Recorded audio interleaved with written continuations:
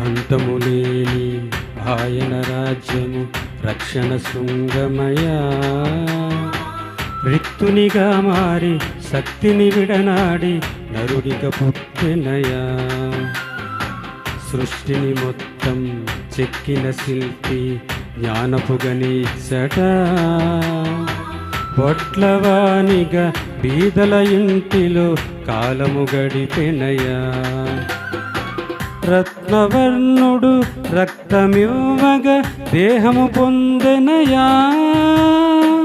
గొర్రె పిల్లగా లోక పాపము మోసుకుపోయెనయా.